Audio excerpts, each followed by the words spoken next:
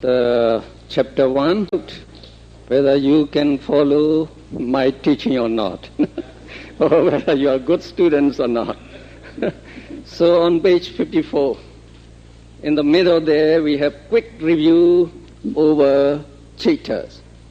So this chart is very useful for revising about each chapter.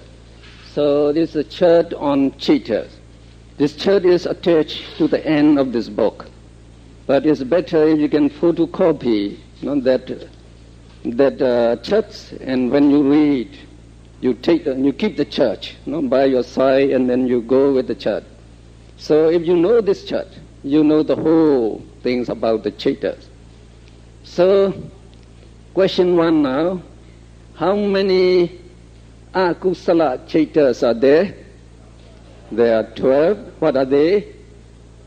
There are 8 lopa mula chapters, 2 dosa mula chapters, and the 2 moha mula chapters. Now, we shall go a little more in detail. What are the 8 lopa mula chapters?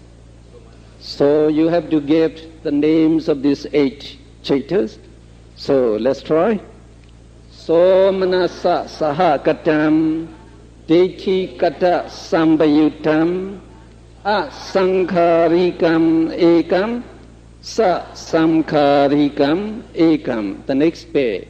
Somanasa sahakatam dethi kata vipayutam asankharikam ekam and sa sankharikam ekam. For the next 4, you just make it upikha sahagatam. Now, how many dosa mula chapters? So, what are they? So here you pronounce this do manasa sahagatam patiga sambayutam asankharikam ekam and the sa sankharikam ekam. And the 2 moha mula chapters, they are upikha sahagatam, vijikecha sambayutam, and upikha sahagatam, odacha sambayutam. So, if you want to sit for the examination, but we don't have the examination at the end of this teaching.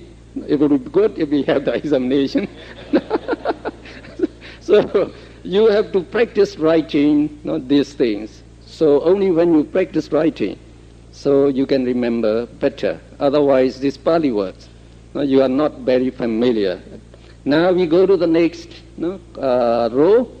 Now, how many ahetuka chapters are there? Ahetuka means rootless, the chapters without roots. Now, what are they? They comprise 7 akusala vipaka chapters, 8 ahetuka kusala vipaka chapters, and 3 ahetuka kariya chapters. Now, what are the 7 akusala vipaka chapters? So, upikha sahagatam chakku vinyanam, upikha sahagatam sota vinyanam, upikha sahagatam gana vinyanam, upikha sahagatam jiva vinyanam. And this symbol stands for dukkha sahagatam kaya vinyanam, upikha sahagatam sampatichana chittam, upikha sahagatam santirana chaitam. Well, it seems the voice is a little, a little low. So the next the 8 ahetuka kusala vipaka chapter. The names are the same. The only difference is in this kaya vinyanam. Instead of dukkha sahagatam, you have it sukha sahagatam kaya vinyanam. And one more extra, you call that somanasa sahagatam santirana chaitam. So these are the chapters that cognize, that helps the teacher to cognize the sense objects. No? So we come to the three ahetuka kariya. Kariya means functional chaittas. What are they? Upekha sahagatam pancha dwara vachana. Now, pancha dwara vachana. 5 door adverting consciousness. And the next one, mano dwara, not the mind door. Mano dwara vachana chaitam. And then the next one is somanasa sagatam hasi tupada chaitam. So we have the 18 now. Now, how many kama sobana chaitas? 24. What are they? 8 maha kusala, 8 maha vipaka, and 8 maha kariya. Now, what are the 8 maha kusala chaitas? So the names will be the same, like the lopa mula chaita. So manasa sahakatam, jnana sambayutam asankharikam ekam sasankharikam ekam. So manasa sahagatam jnana vipayutam asankharikam ekam sasamkharikam ekam. The next 4 takes upekha sahagatam. Then the 8 Mahavipaka and the Mahakariya, they are named the same thing. No? They are named in the same way. So now you know the 54 Kama Vajra Chaitas that comprise 12 Akusala, 18 Ahetuka, and 24 Kama Sobana. Then we go to the next topic is Mahekata Chaitas. On page 54, there is at the bottom there, number 5, you get Mahekata Chaitas. How many of them? 27. So, what are they? These 27 Mahekata Chaitas comprised the 15 Rupa Vajra Chaitas and the 12 Arupa Vajra Chaitas. So, together, they are 27. All these chaitas are the jhana chaitas. All of these are the jhana chaitas. Why do you call them Mahekata? So the answer is on page 55, at the top there. Mahekata literally means grown great. That is, developed, exalted, or supernormal. Mahekata chaita is the state of developed consciousness attained in the fine material and the immaterial absorptions. Mahekata chaitas are more developed or more exalted than kama chaitas. You just note that. Mahekata means more developed or more exalted. So they are, these Mahekata chaitas, they are more developed or more exalted than these kama vajra chaitas. Since they are the jhana, they are associated with strong concentration. Strong concentration. Only you have very strong concentration, your mind will remain focused or absorbed on each the sense object. So because of that great the concentration, they are more intense. So the kama property would also be more weighty. They are more weighty. So you remember here we have 8 Mahakusala Chaita. When we perform meritorious deeds, for example, almsgiving, or observing morality, or undertaking meditation, during that time you are developing Mahakusala Chaita. So Mahakusala Chaitas will arise by billions every second. So in 2 hours of Abhidhamma study, how many Kusala Chaita you are going to have? So, you say that 1 billion, every snap of the hand, 1 billion. So, many billions, thousands of billions of Kusala Chaita. After they arise, they dissolve, but they leave behind their karmic property. They leave the karmic property in your mental stream. So they are accumulated in your mind, since the chitta arise one after another. So we say it flows like a stream. No, so we call mental stream. No, so your karmic property would be deposited in your mental stream. So that karmic property, no, the one teacher will produce one karma. And that one karma can produce, no, a blissful existence, either in the human world or in the Deva world. So how many, no, blissful existence you will have? Just by attending one, no, the Abhidama lecture, billions of, no, the good existence, no, that you are entitled to, you will have it. So, no, you have to believe it, because we have concrete evidences about this karma and its property. Very, very concrete evidences. So you will learn later on. So don't miss these classes.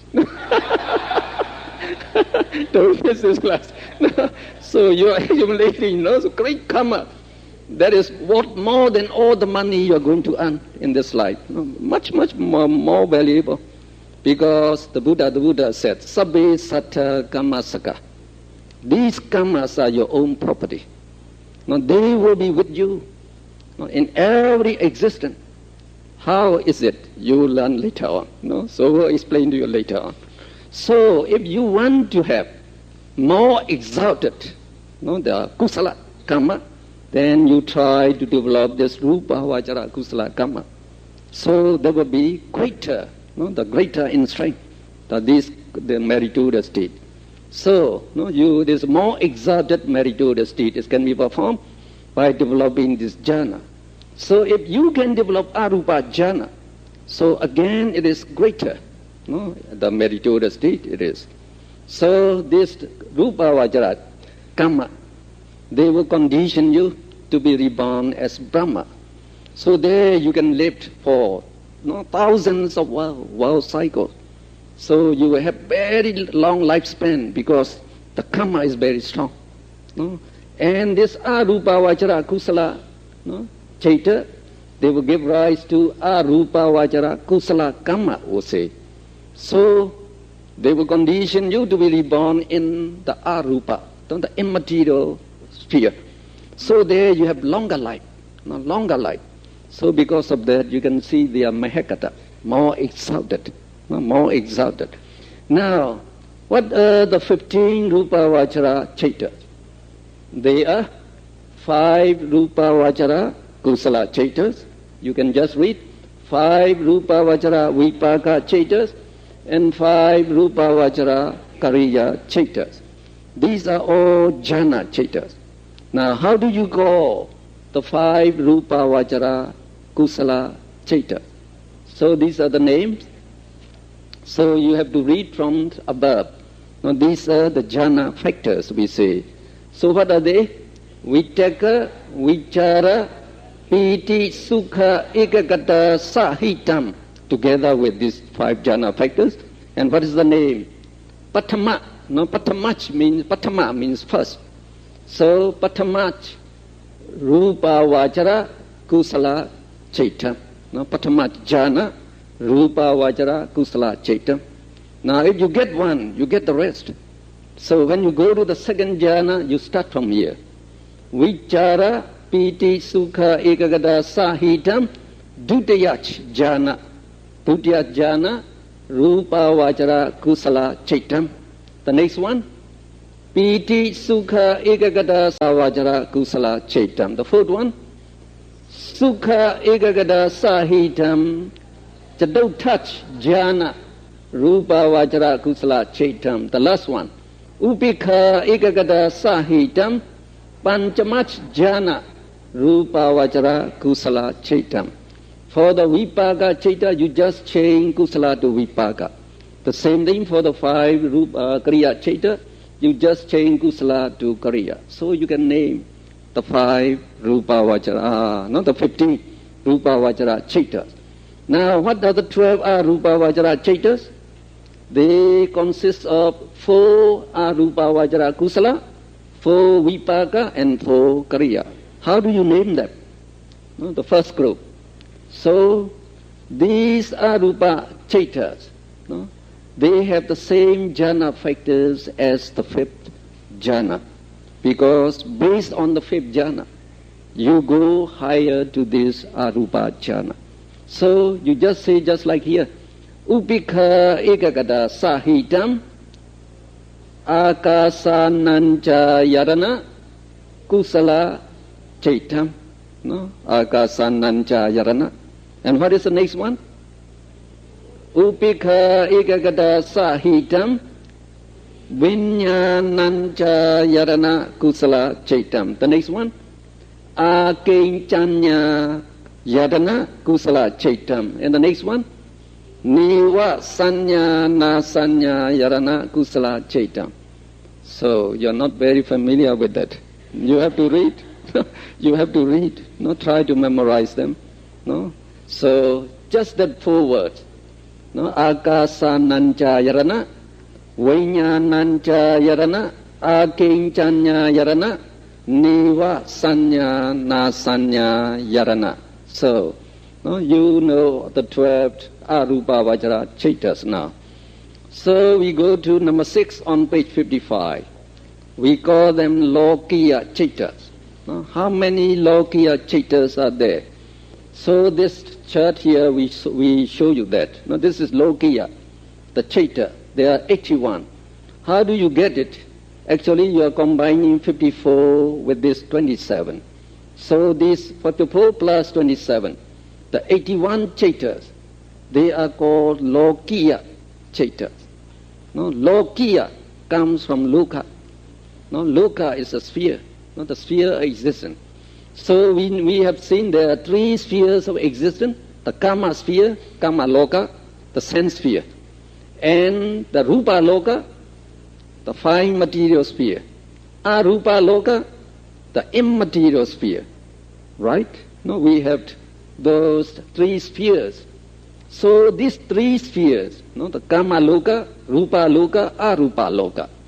So when you combine them, we call them Okasa Loka. Have you ever heard the word Lokasa? Okasa Loka. So the Buddha said there are 3 lokas. In Loka we do. The attribute of the Buddha, Loka we do. The knower of 3 worlds, we say. Loka we do means the knower of 3 worlds. So the 3 worlds actually means Okasa Loka. All these 31 planes of existence. So these spheres, we have 11 Kama planes, 16 Rupa planes, and 4 Arupa planes. So 20 Brahma planes and 11 Kama planes. Altogether, you get 31 planes of existence. So, if you say in brief, we say 3 bhumi or 3 spheres. So 3 spheres.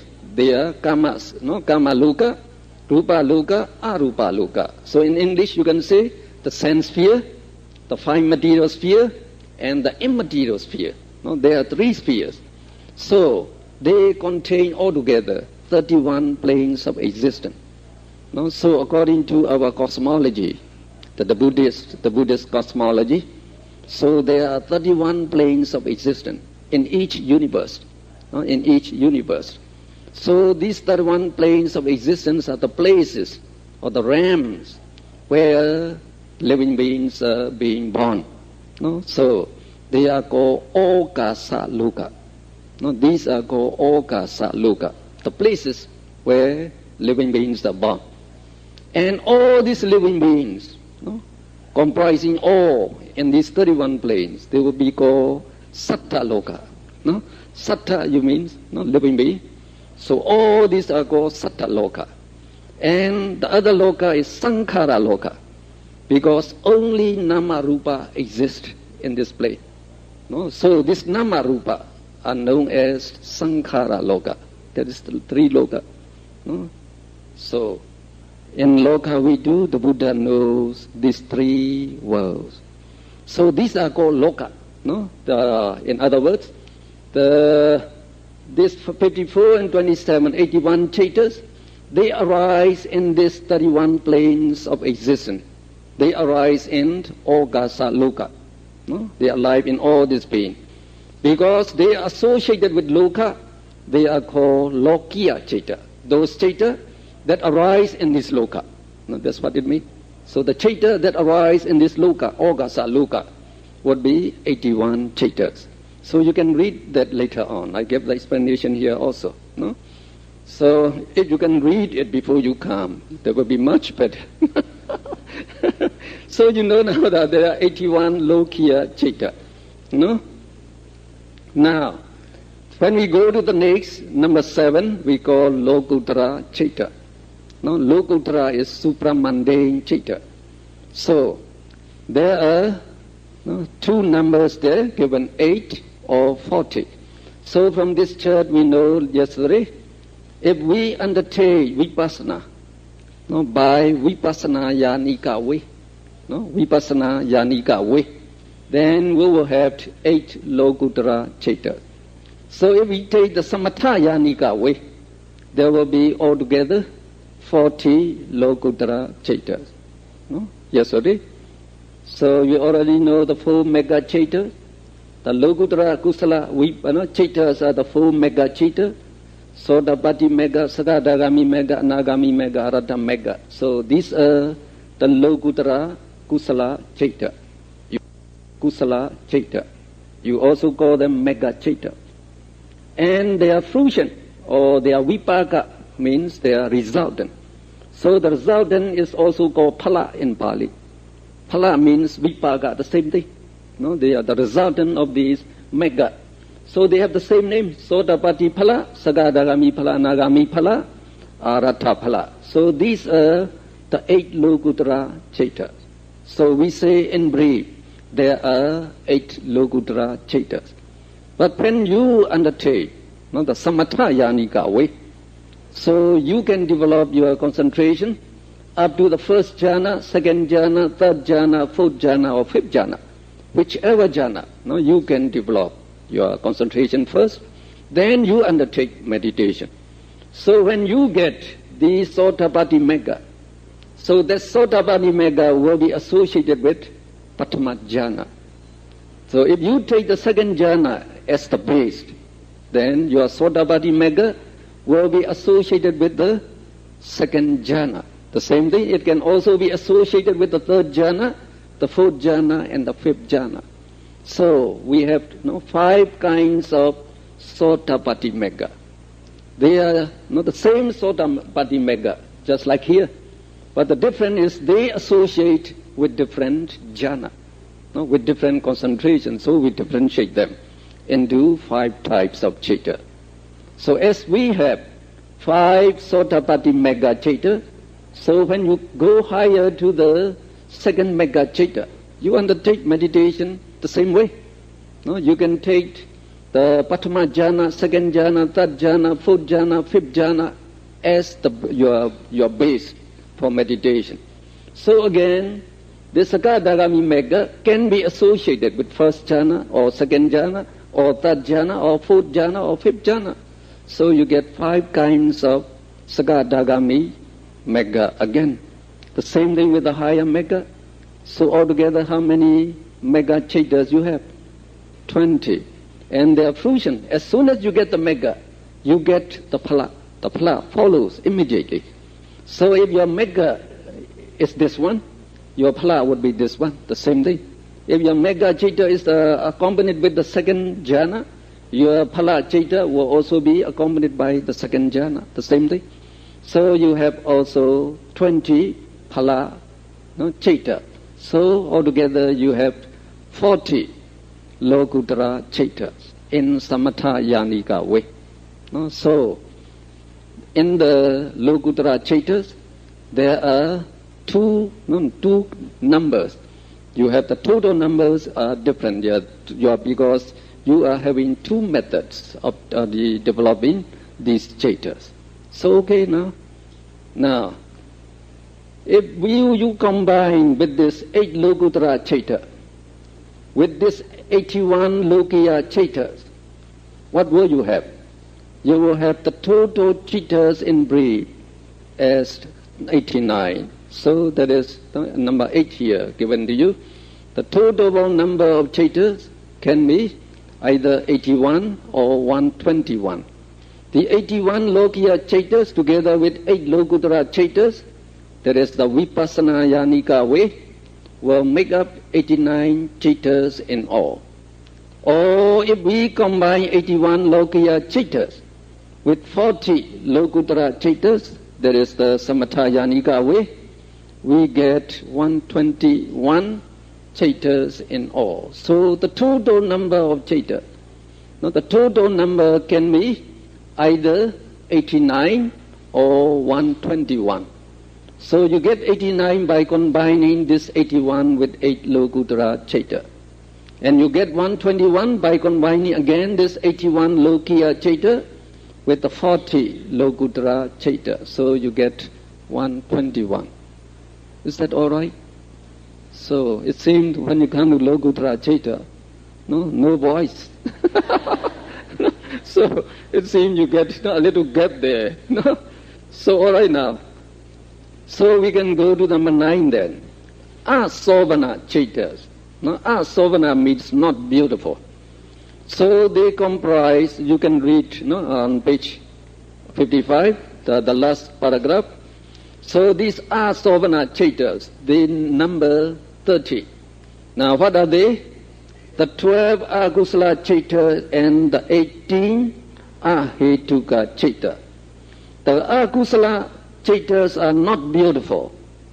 So beautiful means Sobana.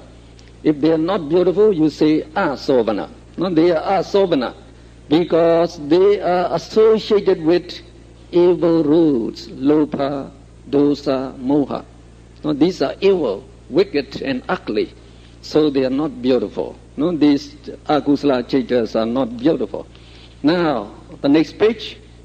The Ahetuka Chaitas are regarded as not beautiful. Again, Asovana, because they are not associated with wholesome, beautiful roots. Namely, Alopa, generosity, Dosa, goodwill, and Moha, wisdom. So, these are Hetuka Chaita. They are rootless. They do not associate with any root. So they don't contain the beautiful roots, Alopa, Dosa, Moha. And because they don't contain these beautiful roots, they are said not to be beautiful. So they are not faulty or blameworthy. They are just neutral Chaita. The eye consciousness, the ear consciousness, they are just neutral Chaita. We call them not beautiful because they are not associated with beautiful roots. So we say a woman is not very attractive yet because she has not applied the makeup and the ornaments. So no makeup, no lipstick, so not very attractive. So we say Asovana. Now if you take this 30 as Asobana, that means all the rest are Sobana. They are beautiful. And again they are beautiful because all these Chaita, they associate with beautiful roots. They associate with those beautiful roots, Alopa, Dosa, Moha. So you call them beautiful. You call them beautiful. So on page 56 again, number 10. Now how many Sobana Chaitas are there? So again your answer should be, the number of Sobana Chaitas is either 59 or 91. You have to give 2 answers. Now how do you get 59? So from the total Chaitas in brief, that is 89, you subtract this Asovana 30, so you get the 59. And the 91 is obtained by subtracting this 30 from the total Chaitas, that is the 121, you get 91 Sobana Chaitas. Then number 11, the question is, how many Jhana Chaitas are there? The total number of Jhana Chaitas, how many of them? So here they give you the number 67. How do you get 67? So I told you, these Mahagata Chaita are the Jhana Chaita. They are the Jhana Chaita. Usually we call them Lokiya Jhana Chaitas because they belong to the Lokiya Chaita. They are included in the Lokiya Chaitas. So these Jhana Chaitas are also called Lokiya Jhana Chaitas. And these are called Lokuttara Jhana Chaitas. So these 40, they associate with Jhana, so they are also regarded as the Jhana Chaitas. So these are 40 Lokuttara Jhana plus 27 Mahagata Jhana or Lokiya Jhana. So the total number is 67. Okay? Now, again the next question. In these 67 Jhana Chaitas, how many are the first Jhana one? How many the second Jhana one? So, so in that case, you can count like this. Now you first take the 15 Rupa Vajra Jhana first. Now this group consists of these 3 subgroups. And among the 5 Rupa Vajra Kusala Jhana, you see there's 1 first Jhana, 1 second Jhana, 1 third Jhana, 1 fourth Jhana, and 1 fifth Jhana, just 1 each. The same thing with here and here, just 1 each. So how many first Jhana would you have here? 3, okay? And 3 second Jhana Chaita, 3 third Jhana Chaita, 3 fourth Jhana Chaita, and 3 fifth Jhana Chaita. 3 each, okay? Now, you go to the Lokuttara Jhana Chaita, here. All the Arupa Vajra Jhana Chaita, they are classified among the 5th Rupa Vajra Jhana. They are regarded as the 5th Rupa Vajra Jhana because they have the same Jhana factors as the 5th Rupa Vajra Jhana. So all these 12, they will be counted among the 5th Rupa Vajra Jhana. Now, among the Lokuttara Jhana Chaitas, so you go to the first group. The 5 Sotapatti Mega Chaitas consists of 1 first Jhana, 1 second Jhana, 1 third Jhana, 4th Jhana, 5th Jhana, 1 each. The same thing with the other Mega Chaitas and Phala Chaitas, just 1 each. So how many first Jhana you have here? 4 here, 4 here, so there will be 8. And what will be second Jhana? The same thing, 8. And third Jhana, 8. Fourth Jhana, 8. And the fifth Jhana, 8. Now you combine all together. So you have 3 first Jhana here, 8 first Jhana here. So you combine them, you get 11 first Jhana Chaita. The same thing, 11 second Jhana Chaita, 11 third Jhana Chaita, 11 fourth Jhana Chaita.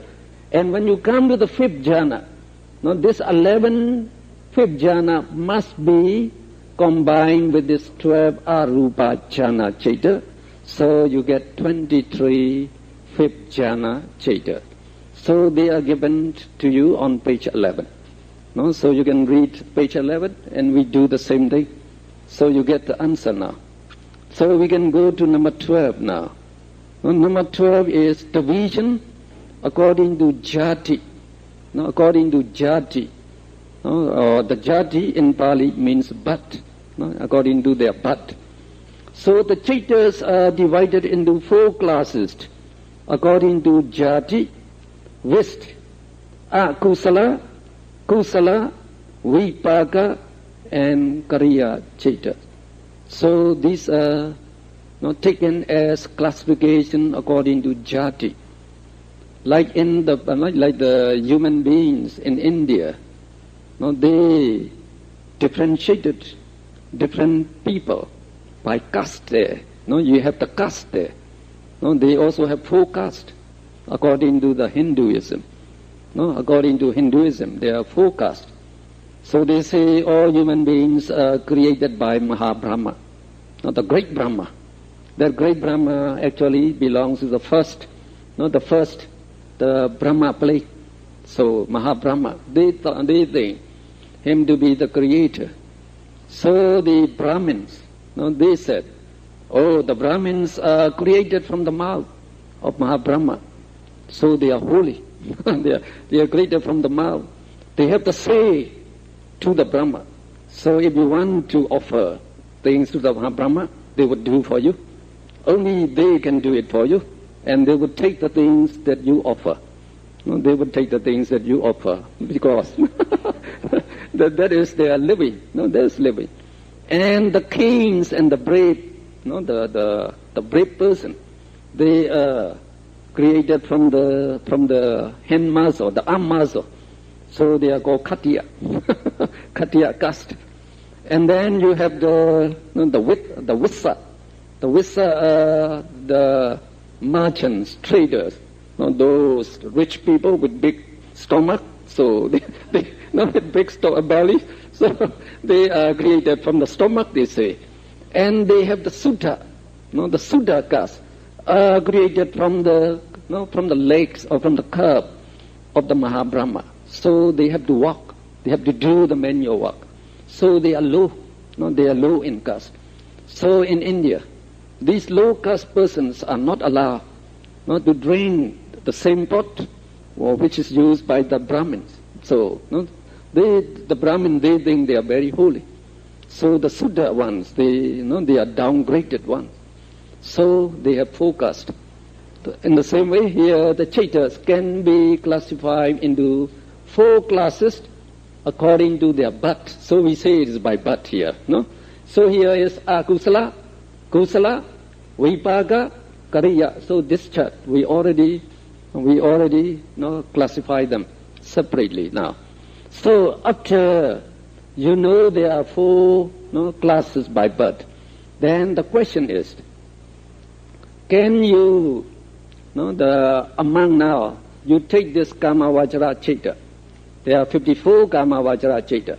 Now, can you classify these 54 Kama Vajra Chaitas into different Chaitas according to birth or Jati, according to Jati?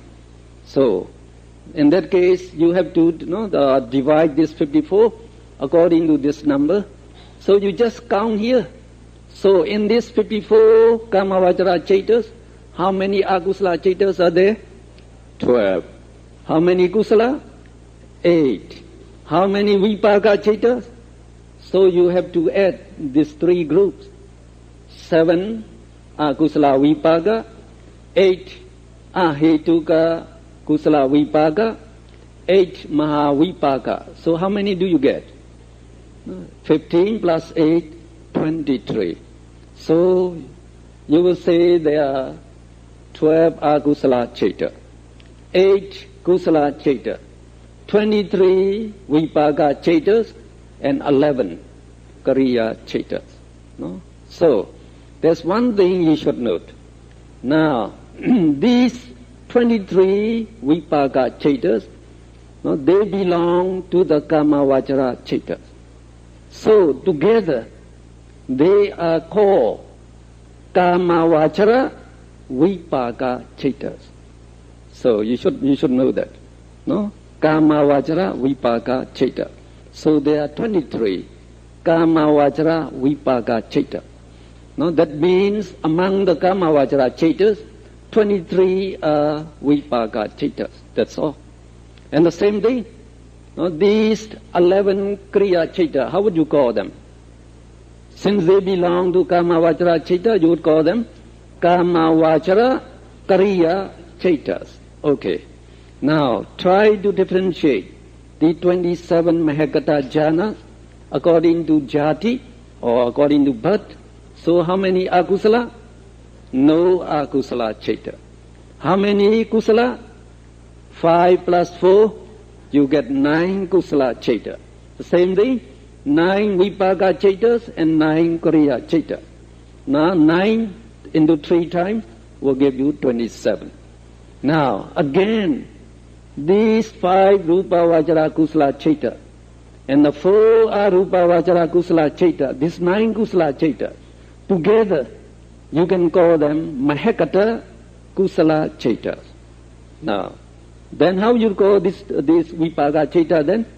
Mahakata Vipaka Chaita, and Mahekata Kariya Chaita. So 9 each. No, 9 each. So you should know that word.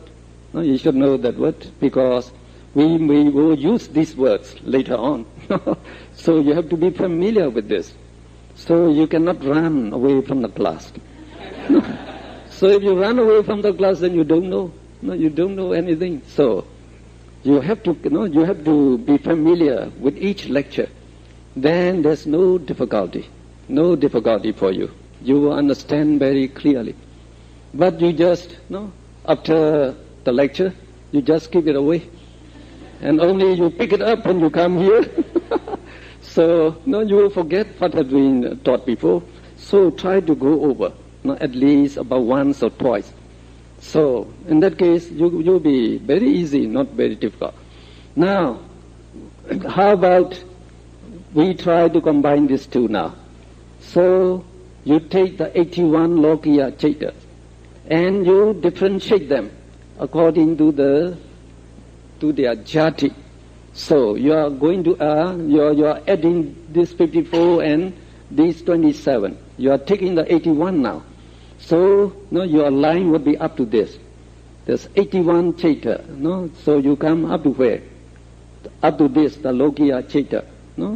Now among these, how many Akusala Chaitas are there? Again 12. And how many Kusala?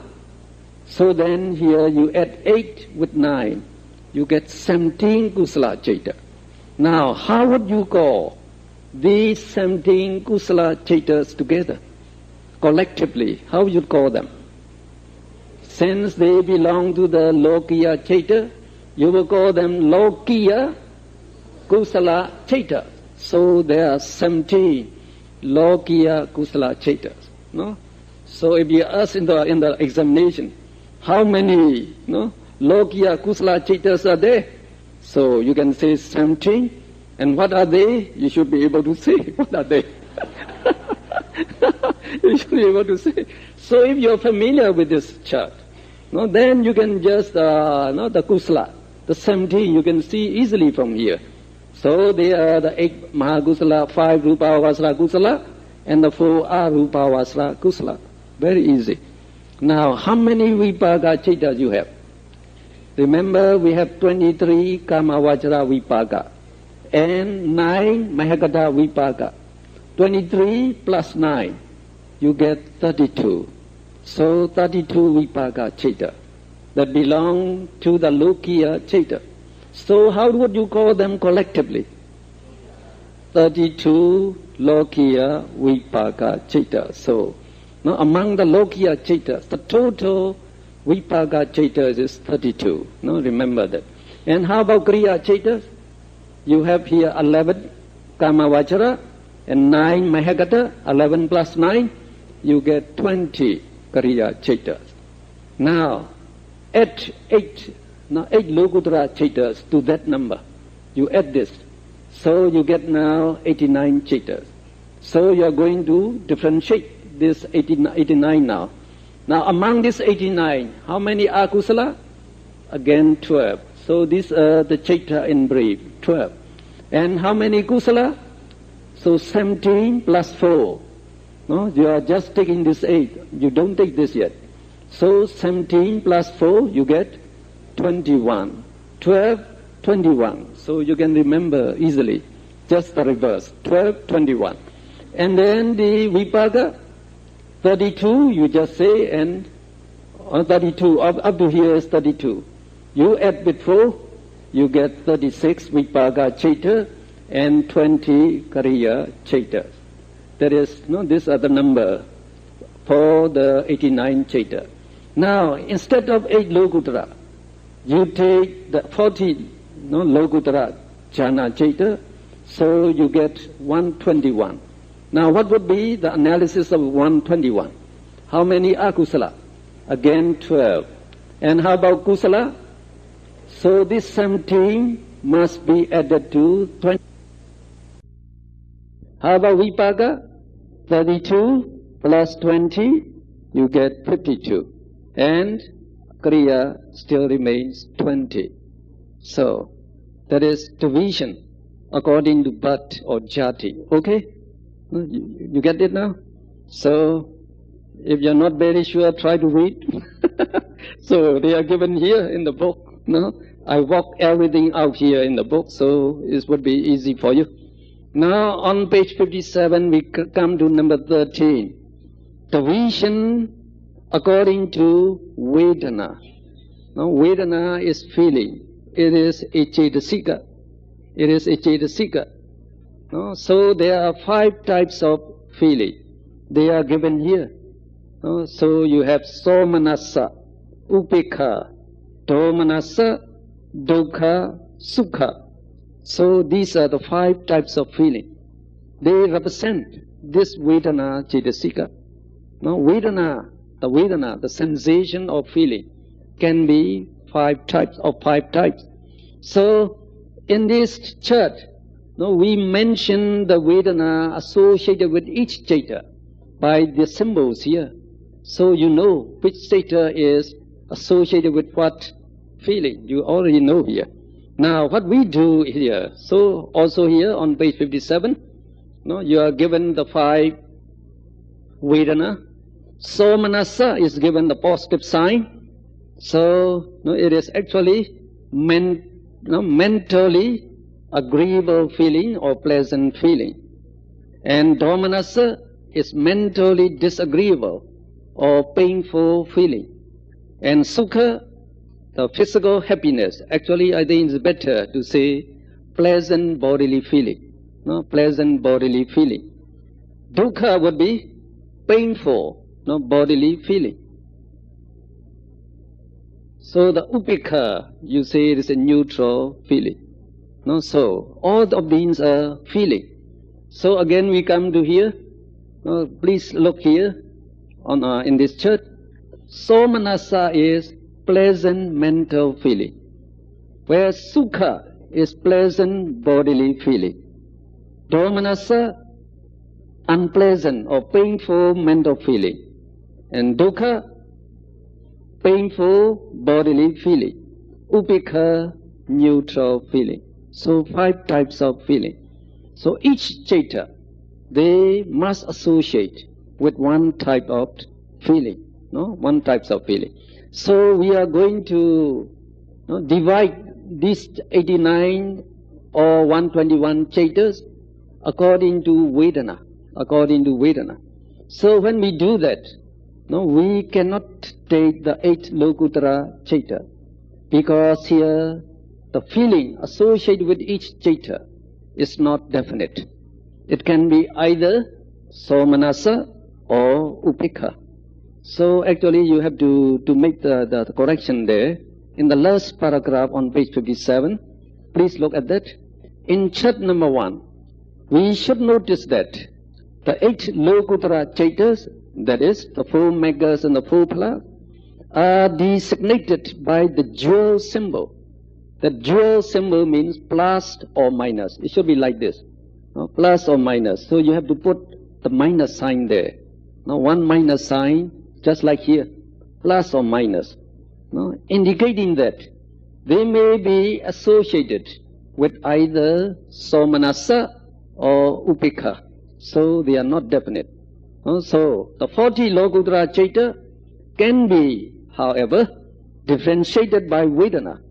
We can make a table. So the table is given on page table 11 for dividing separate groups of Ceta according to Vedana. So please look at the table. 1.1 on the next page. There is classification of Cetas according to feeling. So the name of Cetas are given on the left-handmost column. And the 5 Vedanas, that is the 5 types of feeling, are given as at the top. Somanasa, Domanasa, Upekha, Sukha, and Dukkha. Now, we take first, according to this big chart, we take this group first. Now, in the Akusala Cetas, so how many are Somanasa?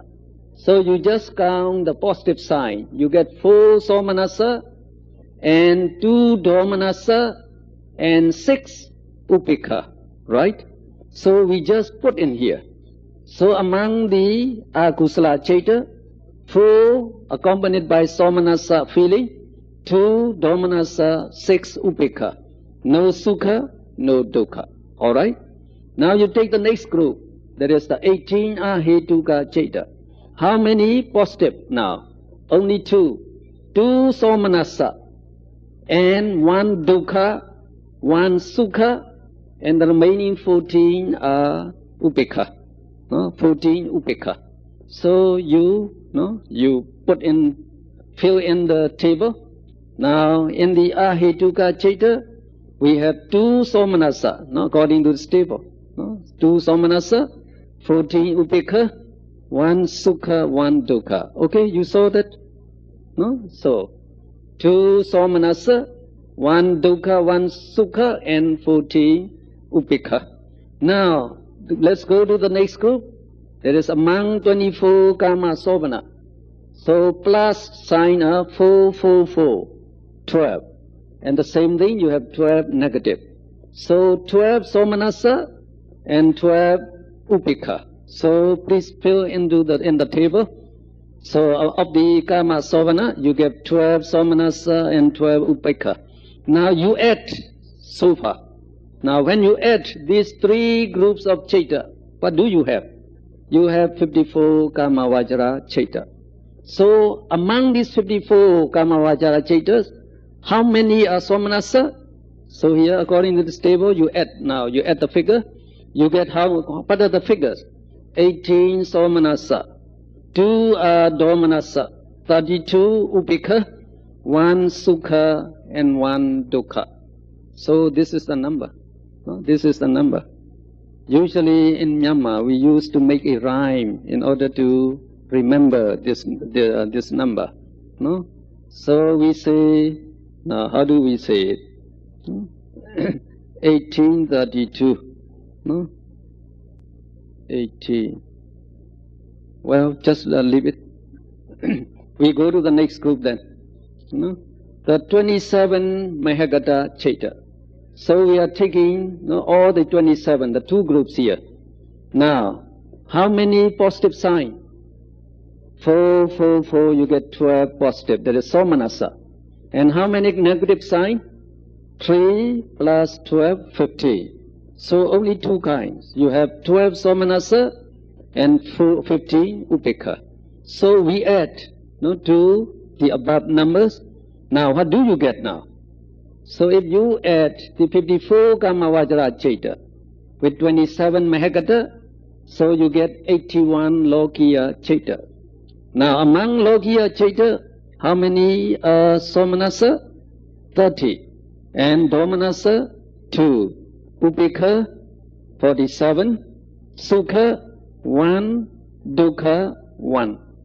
And finally, you take the 40 Lokuttara citta. So very easy here. How many positive signs? 4 into 4, 16.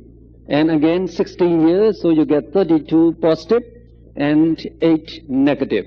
So you fill in here 32 somanasa and 8 upekha. So the grand total for all that 121 citta. So among the 121 citta, how many are somanasa? 62. Domanasa, 2. Upekha, 55. Sukha, 1. Dukkha, 1. So we used to make the rhyme for this. What we say, Upanchichi, Upanchichi, Do cha dwe, Do dwe, Do su ek. Now that's what we do. Upanchichi, Do cha dwe, Do dwe, Do su ek. No? So you don't know it. Very helpful when you try to sit for examination.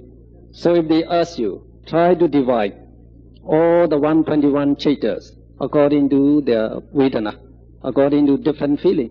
So by this rhyme you can write down the answer. No? Upancheche. U means upekha. No? U means upekha. Pancheche means pancha, pancha. That is 55. No, upekha 55. Upancheche. Do means do manasa. Cha, dwe. So cha, you have to need to know the Pali a little bit.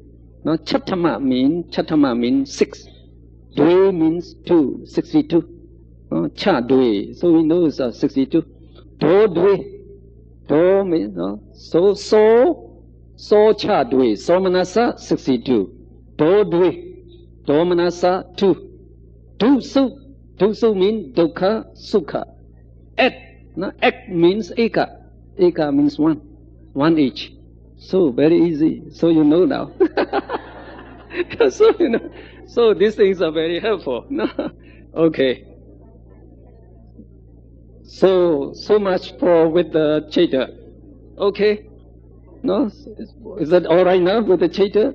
So try to be familiar to know this chart. So if you know this chart, then you know about the chaita. So these are all the chaitas that can arise in different beings. So we know now. No? So you have the Kama Vajra chaita that arise most frequently in the sense sphere in us. And also we have Mahagata, more exalted chaita. So by undertaking meditation, now we can develop these jhana chaita. They are more exalted. Then by undertaking insight meditation, you can develop the Lokuttara chaita. So they are the most exalted. The most exalted. So you can develop your mind to become more and more powerful. So when you get these jhanas, you can go to the abhinya. The abhinya, the supernormal power.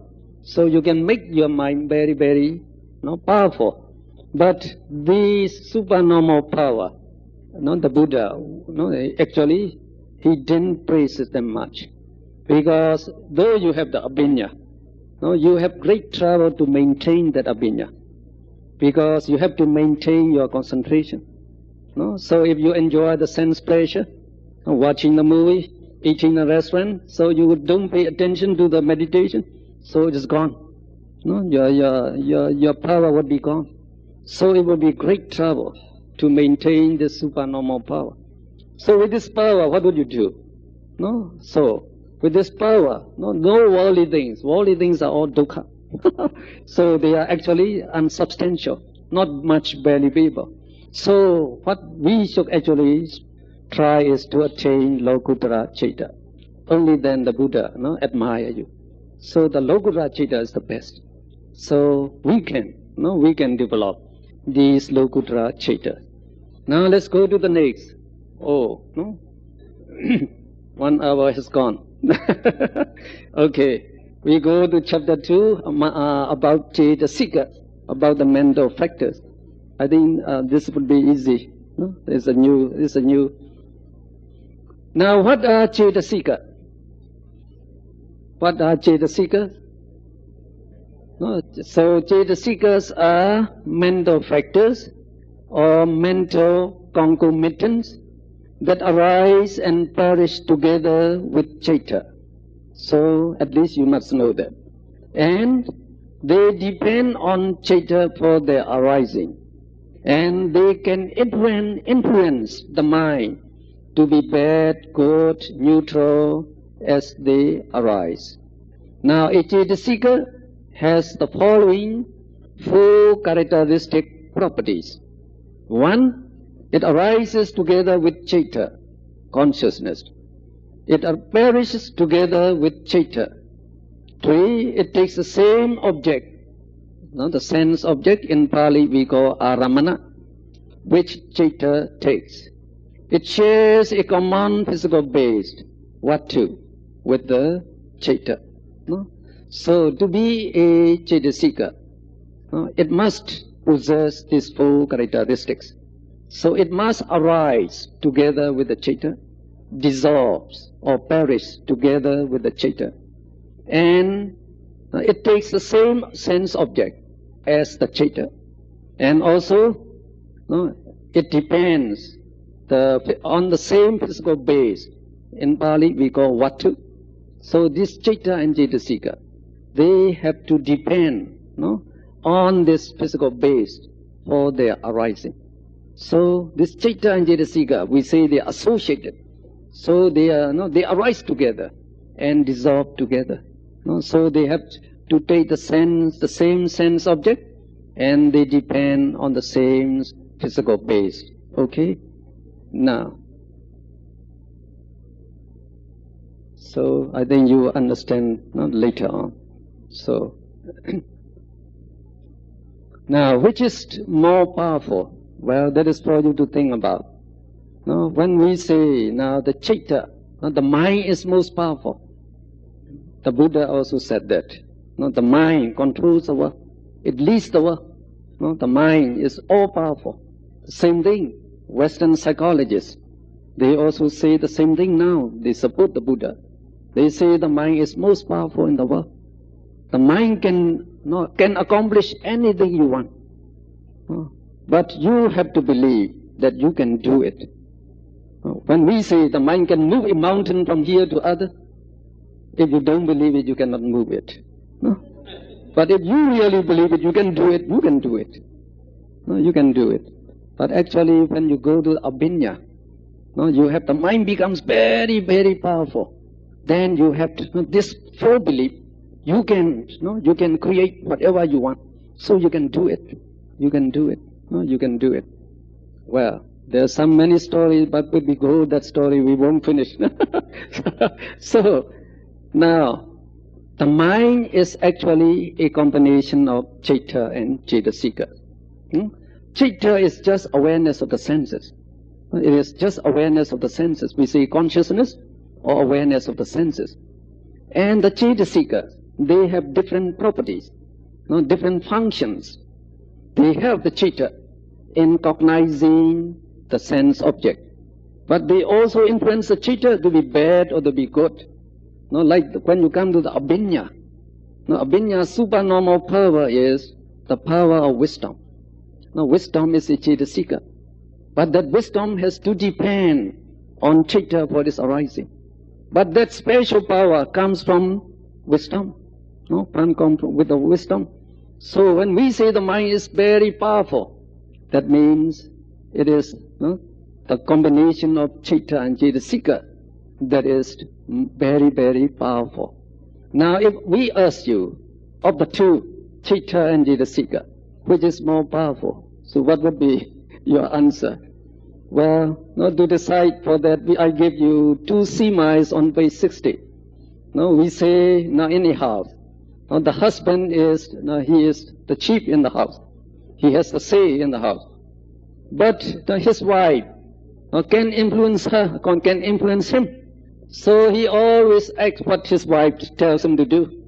So in that case, who is more powerful? These two. The husband or the wife.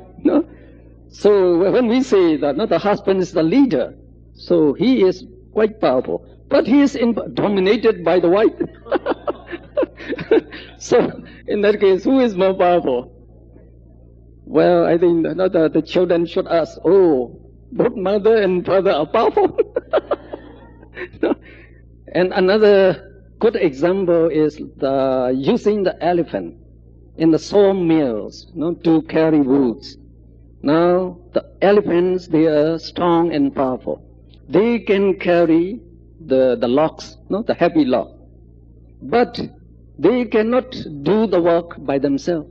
They have to be guided by the elephant rider. So who is more powerful with these two? Elephant or elephant rider? So the strength is with the elephant. The elephant is like the Citta. And the rider is like the Cetasika here. It can influence it can guide, direct the elephant. Now, of the two, only when both of them are present, you can do useful work. So if you take away one, no work will be done. So we say both of them are indispensable, both of them are important. Both of them are powerful, you should say like that. Now, classification of Cetasika, no, on page 60 at the bottom there. Now please look at that chart there. There are altogether 52 Cetasikas. Now we classify them into 3 groups first. Now the first group is called Anya Samana. There are 13 of them. Anya Samana. No, in Pali, when you have the N, no, with the bar above it, it has the sound nya. No, Anya. Anya Samana, 13. Akusala, 14. And Sobana, 25. So you just know up to this stage. So these are given on page 61. Please look at the 61 about those 3 groups. Now what do you call Anya Samana Cetasikas in English? We say general mental concomitants. Akusala is immoral or unwholesome mental concomitants. That is akusala. And Sobana, you already know, Sobana is beautiful mental concomitants. So those 13, no, they are the general one. Or you might say they are the neutral one. So we have something about them in the next topic. So you take Anya Samana Cetasikas as our next topic. So we have to say there, these 13 Anya Samana Cetasikas can associate both with Sobana and Asobana Cetas. They are neutral and they enhanced the properties of the Cetasikas with which they associate. They are again divided into 2 subgroups. One, Sabba Ceta Sadharana. Can you read? Sabba Ceta Sadharana. So, now Sabba means all. Ceta means consciousness, you know that. So Sadharana is associated with. So these are the Cetasikas that associate with all Ceta. So you have the meaning below there. So when you say Sabba Ceta, you just know it is all Ceta. Sadharana means associate with. So since these 7 Cetasika, no, they associate with all Ceta, they are actually essential for each Ceta to cognize its sense object. Now when we say a Ceta is aware of its sense object, no, to be aware of the sense object, the Ceta needs the help of these 7 Cetasika. So we also call them the essential Cetasika. No, they are essential for each Ceta to know the sense object. And the second group we call Pakinaka. No, Pakinaka means particulars, which selectively associate with some Sobana as well as with some Asobana Ceta. So you now know these Anya Samana Cetasikas, no, basically they are neutral. No, they are neutral. So now, ethically you will say they are neutral. They are neither wholesome or unwholesome. But they can associate with both Asobana and the Sobana. So among the Cetas here, when we say the good and the bad ones, no, we don't say good and bad. We just say Asobana and Sobana. No, so they can associate with the Sobana, beautiful Cetas, Asobana, the not beautiful Ceta. So they can associate both ways. No, both the Sobana and Asobana.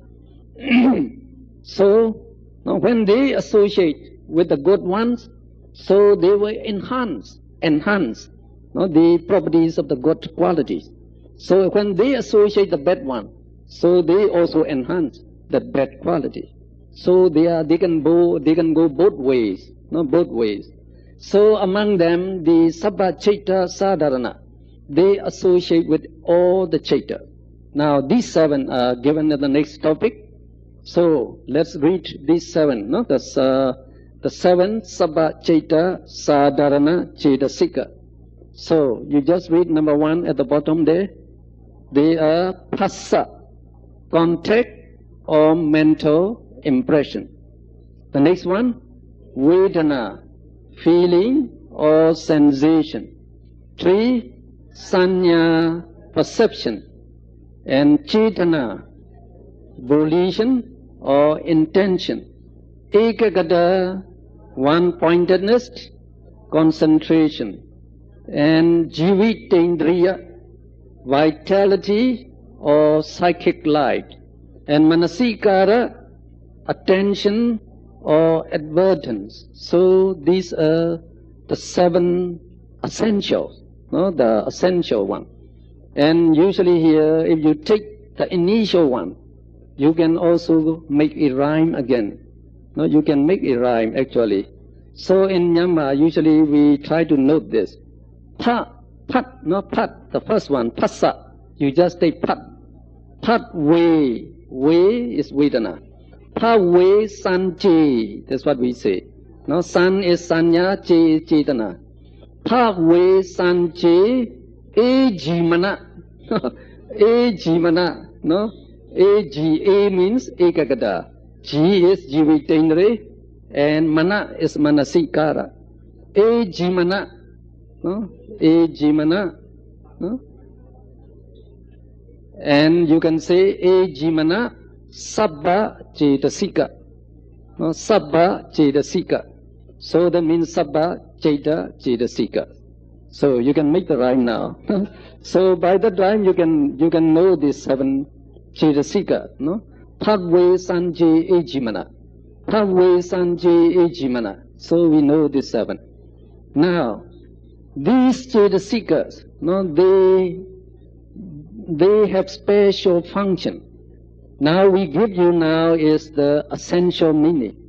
So at least you should be familiar with the name and this meaning, this essential meaning.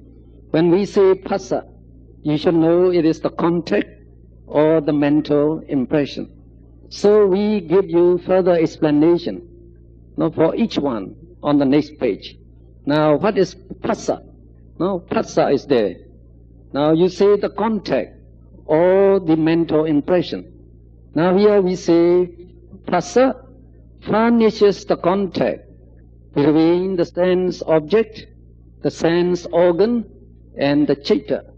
For example, the contact between visual object, visual organ, that is the eye, and the eye consciousness, Chakku Vajnana, is accompanied by phassa. Without phassa, there will be no sense impression and consequently no cognition.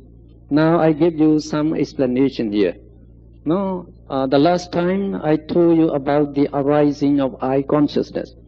Now, how does the eye consciousness arise? So when you look at me, no, my visible object, it's my appearance, no, is the visible object. So we say it is a striking element, no, last time. And your eye, your pupil there, no, you have the sensitive matter there, very sensitive, so that, no, the image can appear there. So we say that, no, that is your eye. Your eye is the receiving element. So when they strike, no, by that contact you get eye consciousness as the resultant element, we say. So actually eye consciousness arises in the eye, no, at the point of contact between the sense object and the eye base there. So again we call the eye base here. So you will do this eye base, no, later on. So when you get the contact there, eye consciousness arises. As soon as eye consciousness arises, these 7 cetasikas arise together. Remember? So these 7, they are present in every citta. So as soon as eye consciousness arises, these 7 cetasikas arise together. They arise together with the citta, remember? No, they arise together with the citta. So this phassa makes the contact between the visible object and the citta, also with the other cetasika. No, so it makes the contact. Remember, the visible object is the material, is a material object. The visible object is a material object. Citta cetasikas are their spiritual entity. No, you call nama. They are spiritual entity. So you only when you get the contact, you will get the impression. When you get the contact, you get the impression of the sense object. Only then you'll be aware of the sense object. So without the contact, you cannot see the sense object. The same thing with the ear consciousness. You get the sound striking the ear consciousness what arises. As soon as ear consciousness arises, you still get these 7 cetasika. So phassa will make the contact between the sound and the citta and other cetasika.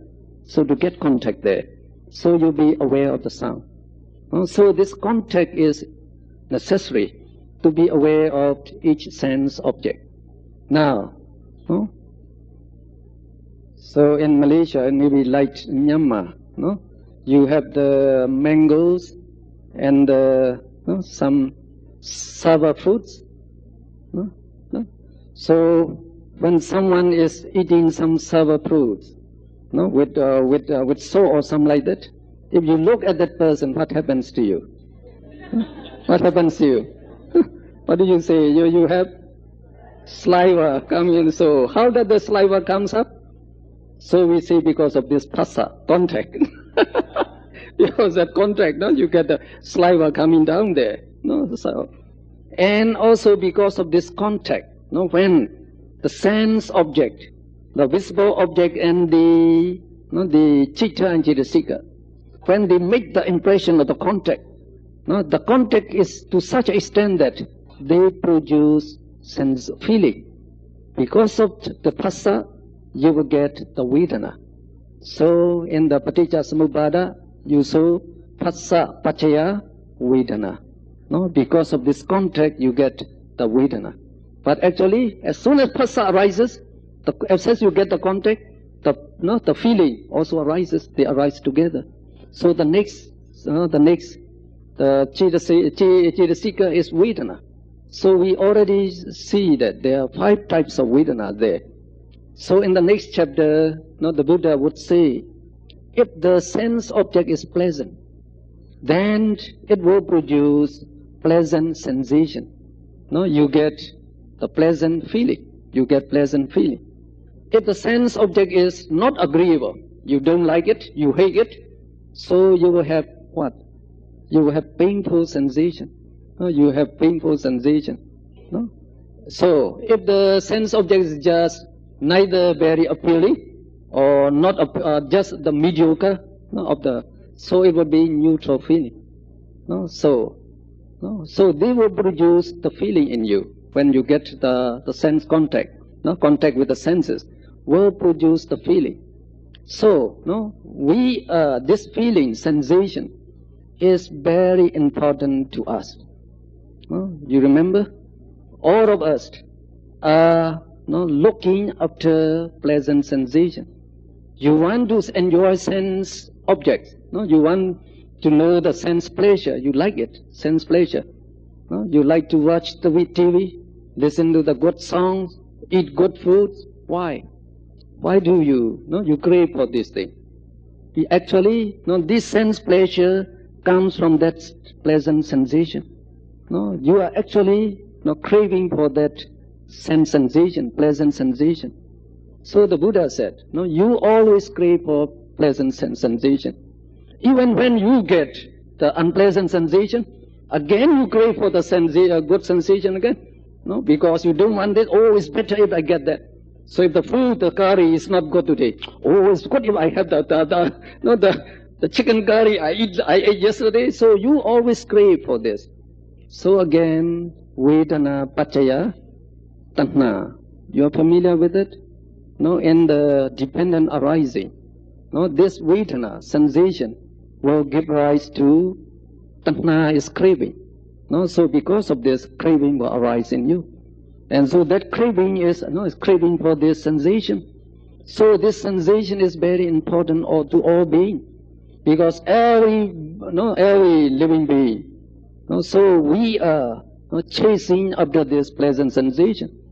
You are working from morning till night to make much money. Why do you want to make so much money? Just to enjoy this sense pleasure. To sense the sense pleasure. So the Buddha said this sensation, this feeling is very important. So this Chaitana, only this one Chaitana, this Vedana, one Chaitasika, he makes a khanda. So he say that the feeling you are now enjoying, and the pleasant, unpleasant, the neutral feeling, you have enjoyed now, you have enjoyed in the past, that you enjoy in the future, and all the sensation enjoyed by others. So he grouped them together, and he call it Vedana khanda. So we have that here, I think, no? So among the Vedana there, if you look at the fourth paragraph up there, a whole group of feeling, past, present, future, one's own and external means the feeling enjoyed by other people, external, is designated as a Vedana khanda, one of the 5 groups of existence. So when the Buddha said, a human being is made up of just 5 groups of existence, so this Vedana Chaitasika, this one Chaitasika, is made one group of existence. So it is called a Vedana khanda. So it is very important. This feeling is very important to us. So the next one is sanya. So sanya, the basic meaning, you should be familiar with the basic meaning. At the top there, you get sanya is perception. Now, the sanya, perception means you perceive the sense object. You take note of the sense object. So, we are in contact with various sense objects.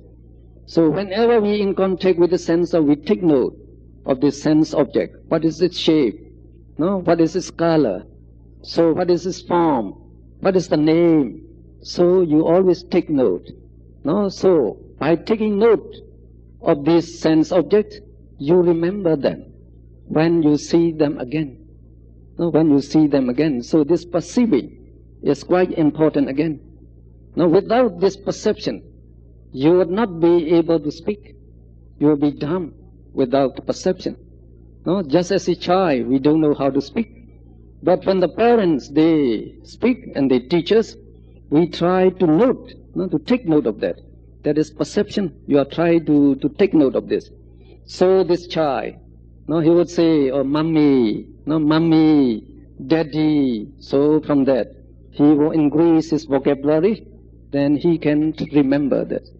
So, according to Abhidama, our memory is not the brain. It's not the brain. The brain is not just a physical matter. It's a matter. The science would say it is very similar like a supercomputer, they say. The brain may be a supercomputer. But the supercomputer has to be programmed, has to be run by a human being. The same thing, your supercomputer brain must be must be operated by the mind. So it must be operated by the mind. So whenever you take the data, so when you see a person, you try to take note. What is his form, shape, his address, his color, his business. So you try to note all these things. So science would say you note it in the brain, you say. But they cannot show definite result that these records are in the brain, because they make the brain research. So they cannot see those records, but they try to stimulate with the electrode. So they try. You open up your skull, you expose the brain and try to take on try to put the electrode there. So when you stimulate the electrode, so you remember something which happened in the past. So they say, oh, that knowledge must be stored here. So when you put another thing, oh, you remember another one. But they could detect only a few things, very few facts. So sometimes, you place here, you get, say, the mother calling her children. And then another thing, the same thing, come up. So, they don't have the systematic record there. So, according to our Abhidama explanation, these Sanya. It arises with the chitta. As it arises, it takes note. It takes note. No? All these things, it takes note. It takes note and it dissolves with the chitta. But now this chitta, they have the special property. Every chitta and every cettasika. Now when they dissolve, they leave behind the information that they get in the mental stream. That is, it passed the information to the next arising chitta. So when they dissolve, they pass this information, they just transmit it to the next arising chitta. So your memory now is in the next chitta. When the chitta dissolves again, it passes all this memory to the next arising chitta. So the chitta and cettasika, they arise and dissolve one after another. But these information are stored up in the mental stream, we say. So it remains in your mental stream. Just like we are having the cassette recording now. So the cassette, they have very small line there. It can record the many things there. Now you are having the diskette. It can record many things in this little thing. So the same thing, the mind can do that. It can take note of all these things.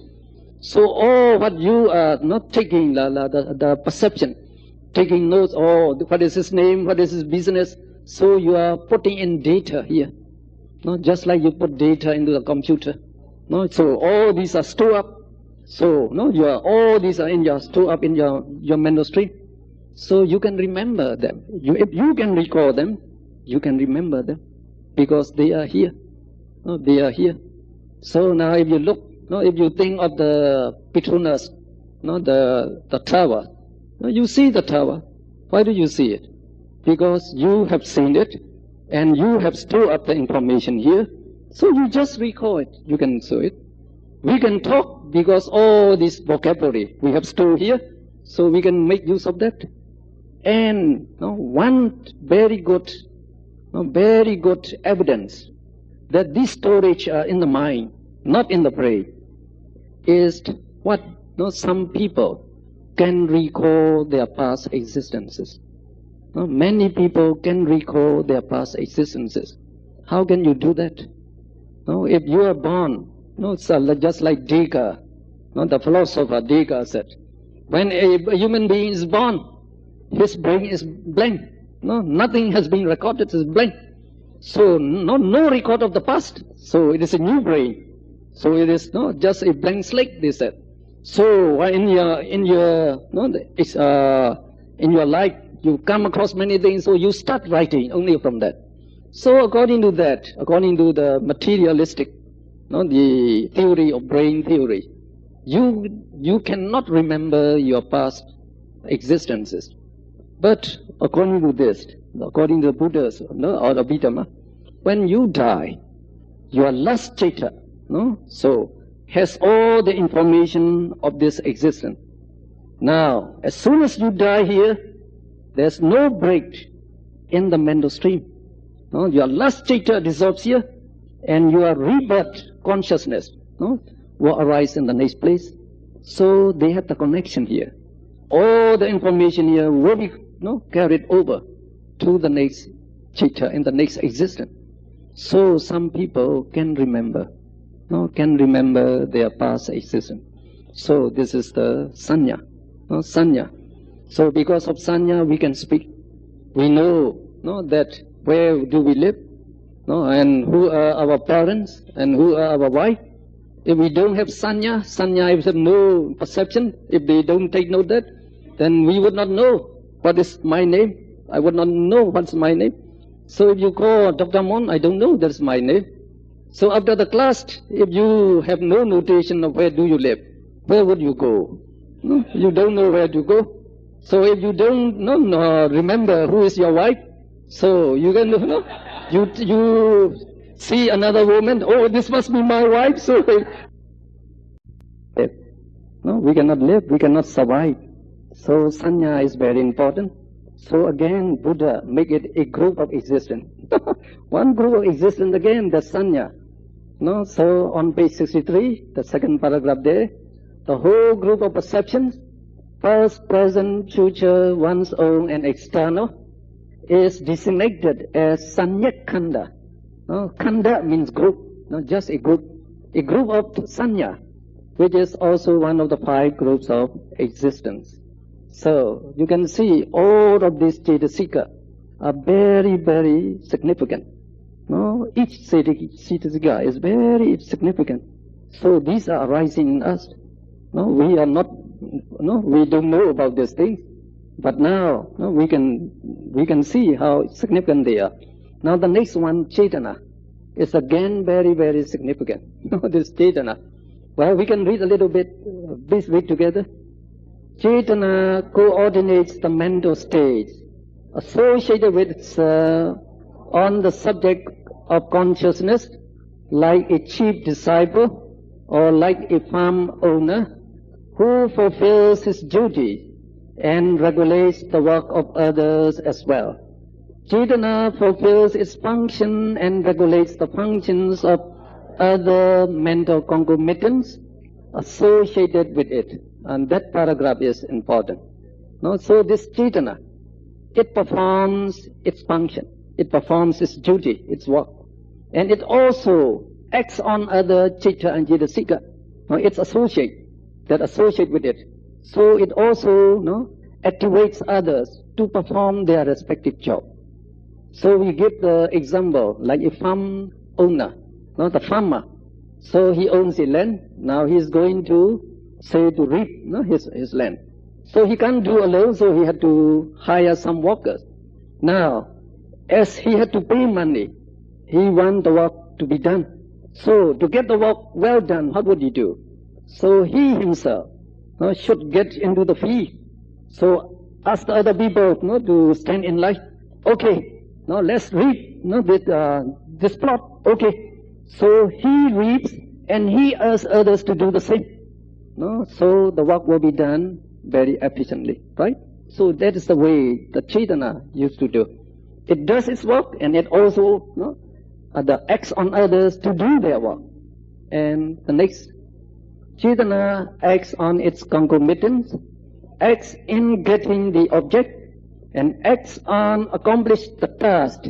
Thus it determines action. Now that is important. It determines action. So each action is done by the Chetana, according to the Buddha's the explanation.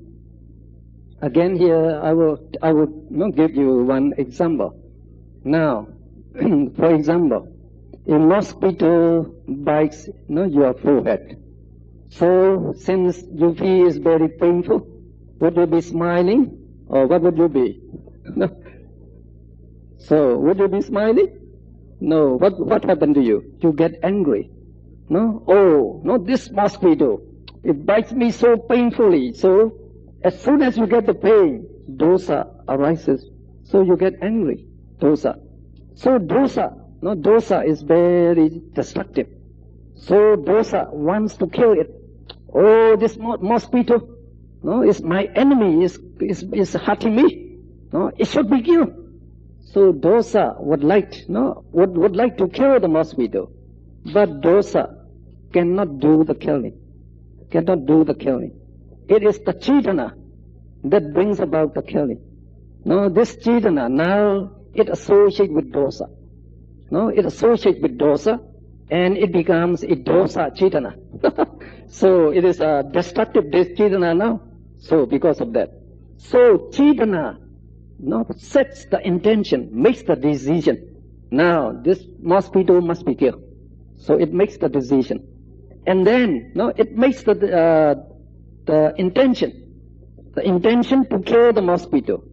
Now, in order to accomplish the killing, it acts on other Chitta and Cetasika. It's associating. Now, you do your work.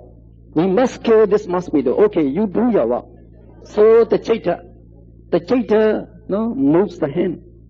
So the hand cannot move by itself. So in Abhidama, the Chitta will produce Chitta Rupa, we say. So the Chitta, it can create matter. And by this method, your hand, actually it moves like that. No, it moves like that and it smashes. So the mosquito dies. Now, who killed the mosquito? No, you might say. So if you say, oh, the hen, you smashed the mosquito, so you are the killer. So what would the hen say? No, I cannot move by myself. It's the cheetah that moves me. I don't know what to do. So, no, I'm not the killer. So you would say, the cheetah, you are the killer since you moved the hen and killed the mosquito. So the cheetah would also say, oh, I am just aware of the sense. No, it is painful. I just know it is painful. I know it is the mosquito is biting. I just know that. I have no motive, no intention to kill the mosquito. It's the Chetana that acts on me. That acts on me. So not to move the hand, so I move the hand. So who is the real killer? So it becomes the Chetana. No, the Chetana is the real killer. For example, the chief engineer is building a bridge. No, he's building a big bridge. He cannot build alone, so he needs many workers, assistants. But he gives the direction.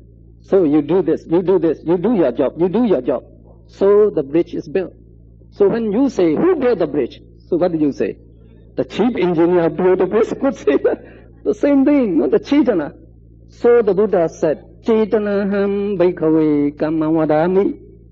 So that Chetana I call the karma, the action. So we give that the next paragraph there.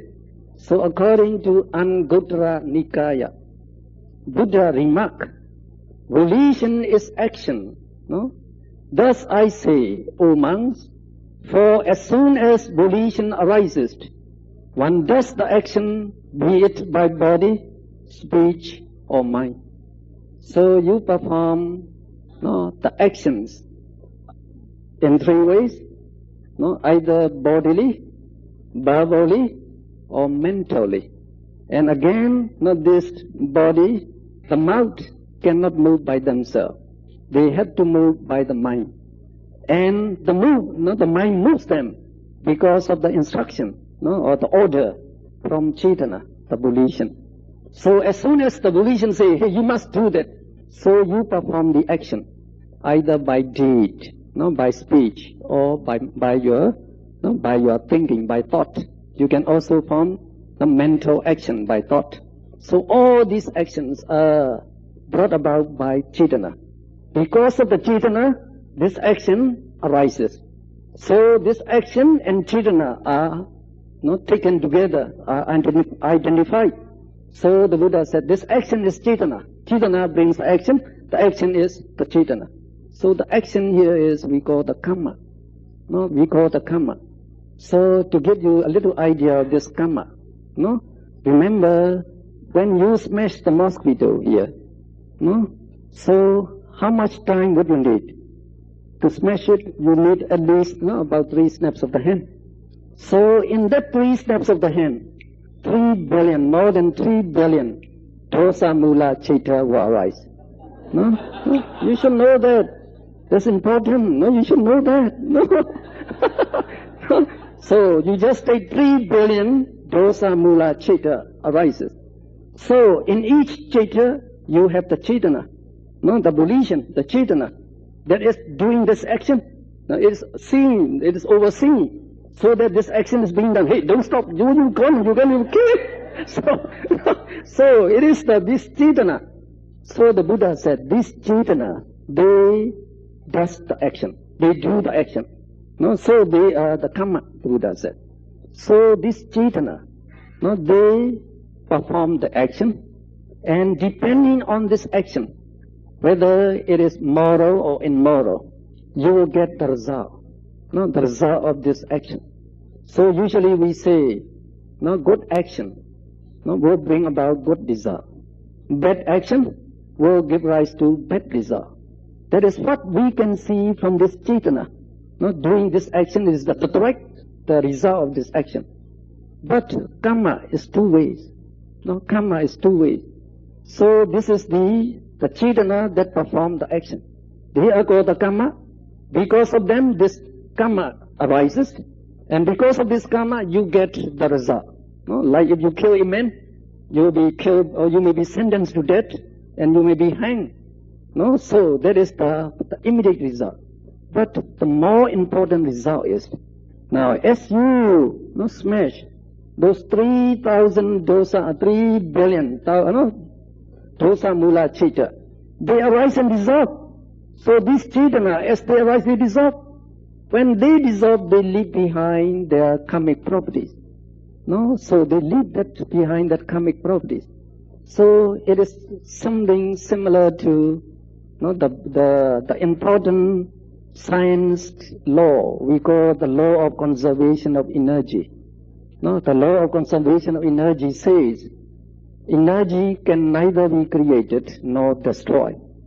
You can use the energy to perform action. No, you use energy to perform action, but that energy cannot be lost.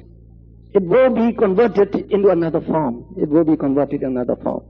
That is the law. No, you cannot transgress it. The same thing now, you are using this, the energy of this volition and the cetasika to do the action here. So this Chaita and Cetasika, after they arise, they dissolve, but they leave behind their property, karmic, the energy. That energy we call the karmic property. So that karmic property is deposited in your mind. So just like I tell you about the sanya, depositing its information in the mind. The same thing now, this Chaita and this volition, the Chaitana. When it dissolves, it leaves behind its karmic property. It transmits it to the next arising chitta. So the karmic property is stored up in the next chitta. When this chitta dissolves again, so that karmic property will be transferred to the next arising chitta. So all these karmic property will be transmitted from chitta to chitta to chitta. So it remains in the chitta stream. So that karmic properties is like the seeds. Like the seeds. When say a tree is in season, it bears many fruits and leaves behind many seeds. The same thing, when you kill a mosquito or you kill a chicken, during that time, many billions of dosa mula chitta arises with the chetanas.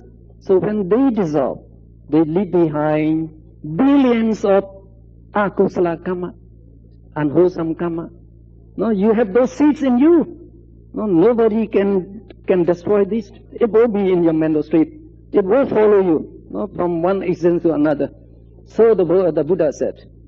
So if you perform something with bad intention, that is hurting other people, then that bad karma will follow you.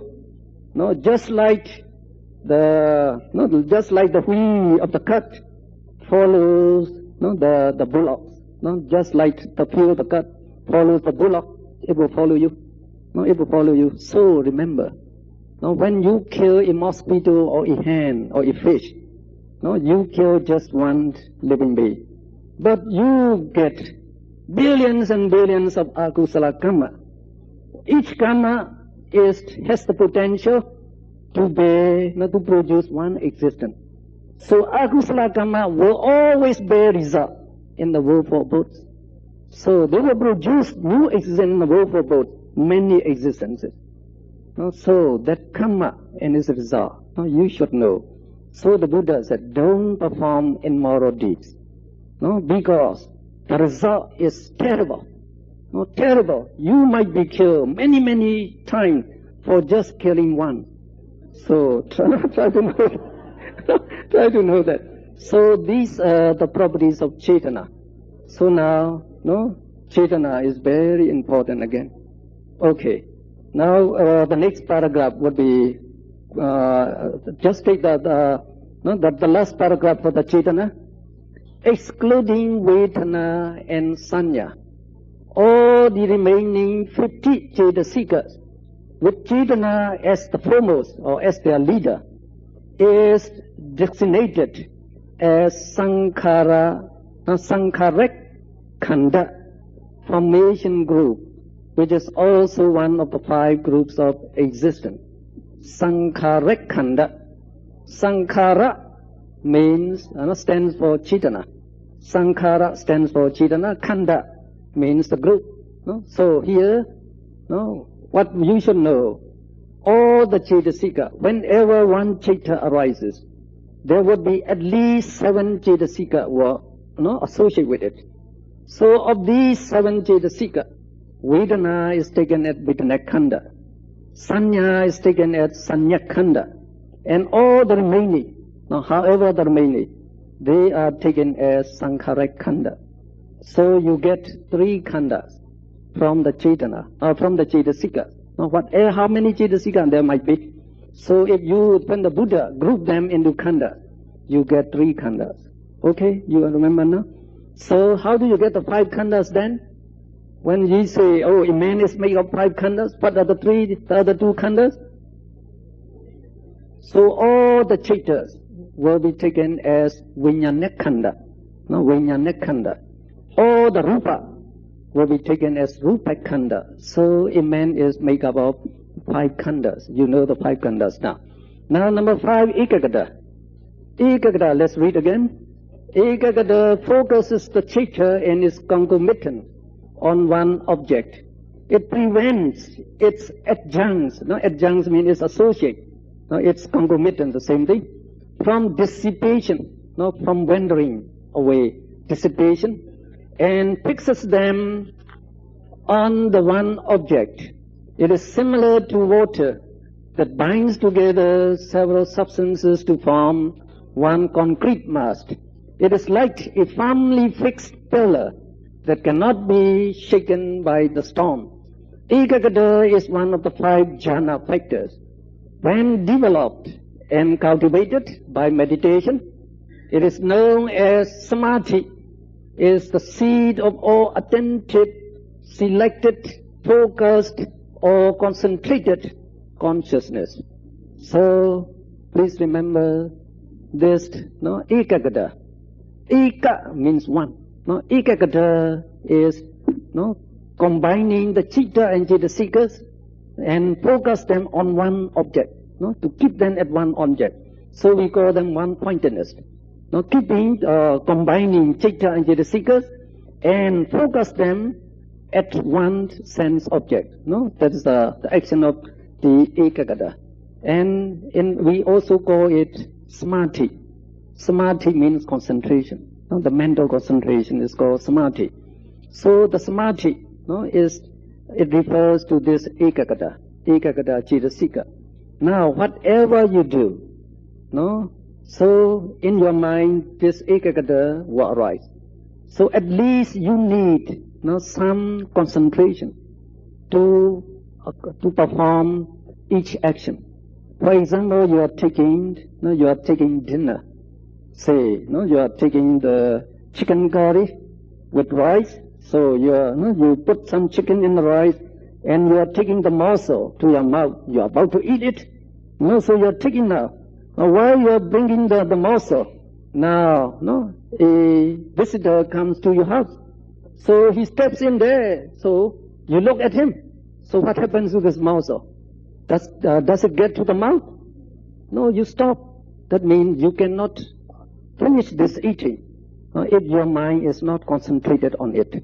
As soon as it is diverted to other object, so you stop.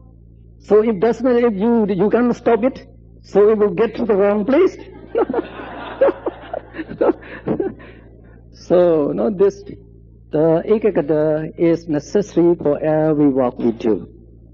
So like in the reading, if you don't have Ekagata, you cannot remember these things. So in order to focus your attention, so to do the work well, you need the Ekagata.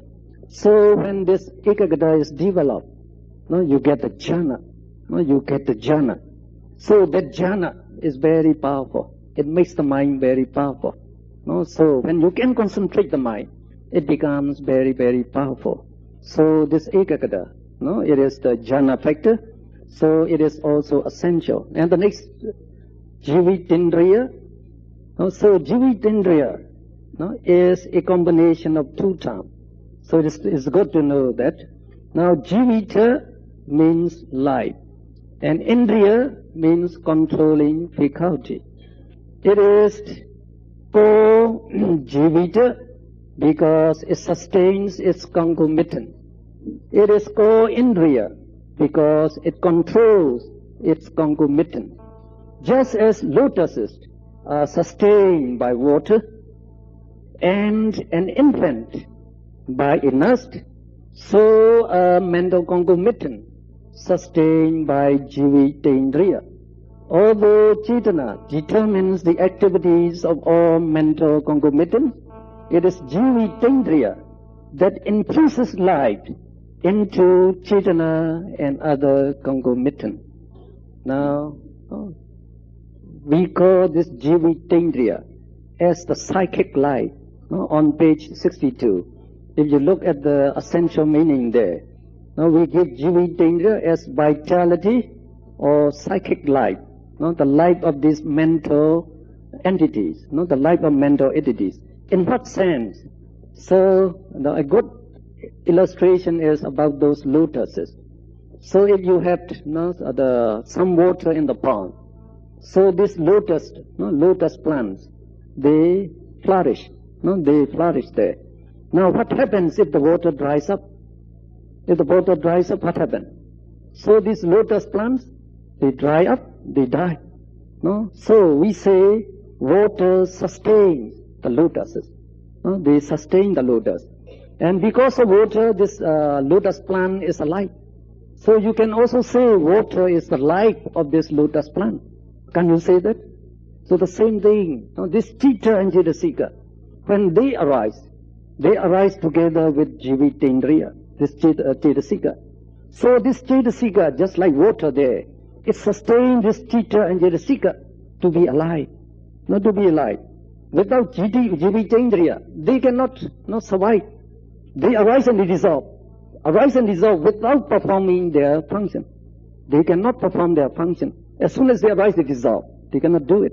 Now, to live their whole life, that Jivitendriya sustain them. So we call it psychic life. Just in the sense, water is taken to be the life of the plants. So you take Jivitendriya as the life of this, the Chitta and Cetasika. So it is not the soul. You don't think it's a soul.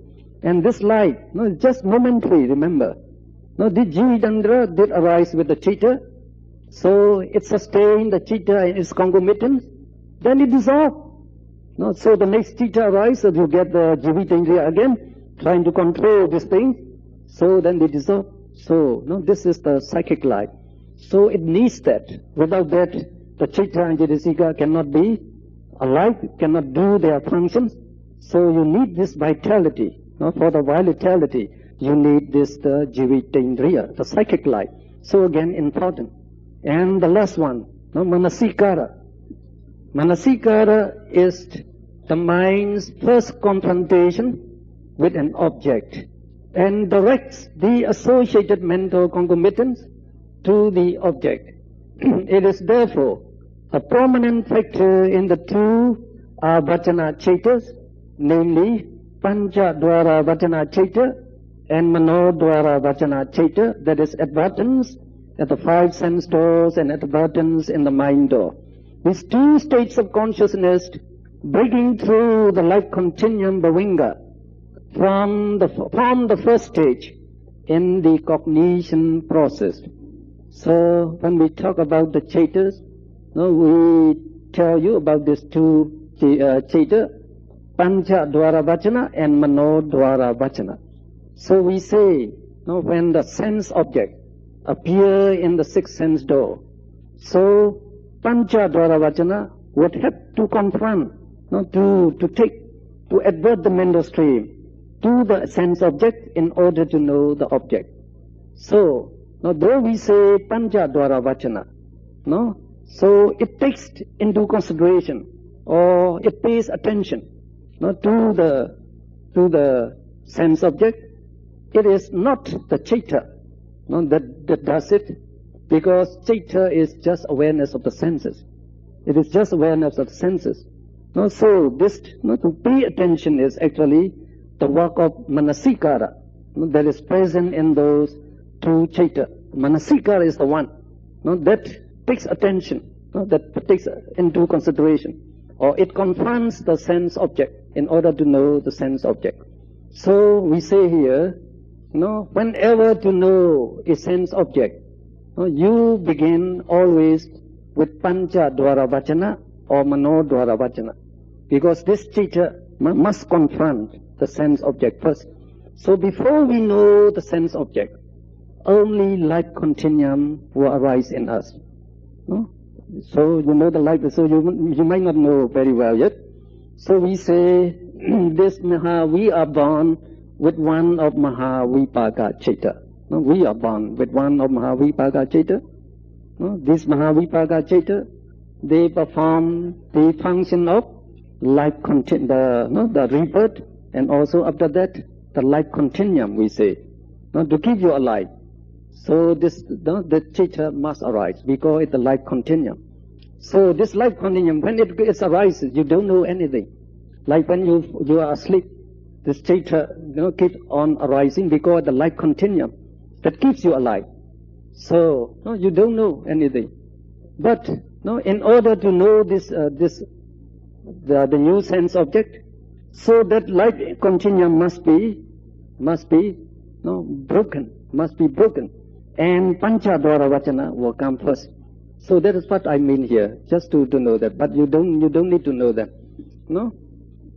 So this manasikara is in the next paragraph. It's good, I think. Please read it. As the rudder of a ship directs her to her destination, so manasikara directs the Chaita in its concomitance towards the sense object. Without manasikara, the mind is like a rudderless ship, and it cannot be aware of an object. We have a saying in Myanmar that runs like this: if we are not attentive, we shall not see even a cave. Well, you have that experience, I think. Sometimes you may be walking, thinking about something. When you are thinking about somebody, like say your child or your friend, is very serious ill, so you are trying to get the doctor. So you are just thinking about the ill person and about the doctor. So as you go, or you may walk or you may drive, you don't see other people coming. Even your friends may be passing by, you won't see them. Sometimes you are so abstract in mind, in thought. So you are walking, you don't see even the car coming in front of you. So when it haunts you, you jump and you try to get away. So when we don't pay attention, we are not aware of the sense object. That's what it means here. So this manasikara, it's just like the rudder of a ship. So when you try to steer a ship to some destination, so you have to put the rudder so that the ship will go straight to that place.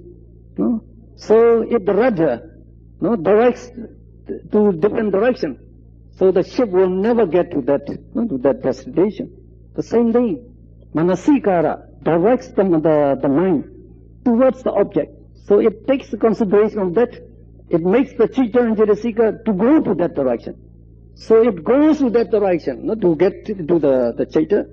So when it comes to near, the Vichaka will apply this Chitta and Cetasika to the sense object, and Phassa will make the contact, so you know the sense object. So that directing the Chitta and Cetasika towards the sense object is done by manasikara. So it is the first one that confronts the sense object, we say. So it has to take the choice which sense object you want to know. So, and the next one is quite good. Please read. In a more general sense, manasikara appears frequently in the sutta as yoniso manasikara, wise attention or wise reflection, and ayoniso manasikara, unwise attention or unwise reflection. Wise attention leads to moral consciousness, whereas unwise attention leads to immoral consciousness. So, if you want to have moral consciousness, kusala chaita, most of the time, if you want to have the kusala chaita most of the time, you must have wise attention, we say. That is yoniso manasikara. So, manasikara, it also performs the action of attention or reflection, we say here. So, if you can make the wise attention or wise reflection, kusala chaita will arise. Or if you have the unwise attention, then akusala chaita will arise. So say today is very rainy. So if you say, this rain is a nuisance, it disturbs us to go. So what chaita would you have? You have akusala chaita. Unless as soon as you don't like it. Now if you say, it's good, we have the rain, so it makes us cool, and it will make the plants grow up, and the fish in the ponds, they will be happy. So if you think like that, the rain will bring joy to many. So what chaita you have? The kusala chaita you have. So it is too hot today. So if you complain, so hot, then now if you are not restless with that, what will be the chaita? What will be the chaita? Akusala chaita. Akusala chaita will arise. Now, if it is hot, so if you make the wise reflection, how would you do it?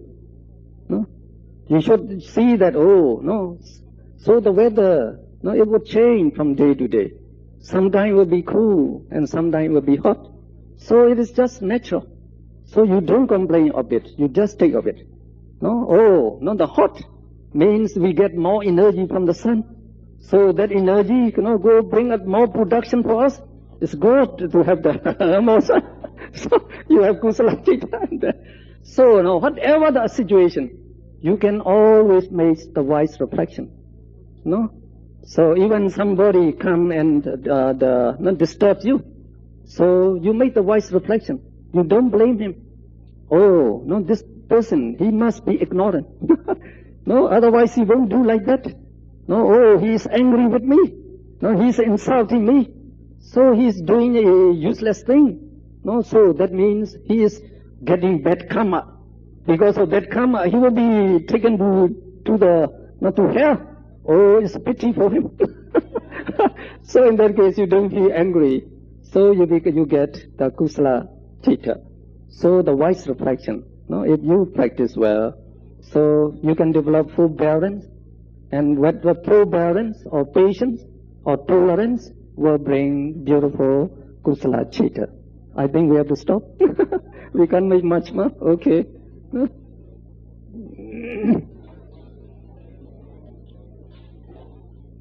Let's share merit. Idam me punyam asvakhaya vaham hotu. May these merits of mine lead me to the extinction of all defilements. Idam me punyam nibbanassa pacayo hotu. May these merits of mine be conducive to my attainment of nibbana. Imam no punya bagam sabba sattanam dema. Imam no punya bagam sabba sattanam dema. Imam no punya bagam sabba sattanam dema. We share these merits with all sentient beings. May all sentient beings obtain the share of these merits and be well and happy always. Sadhu, sadhu, sadhu.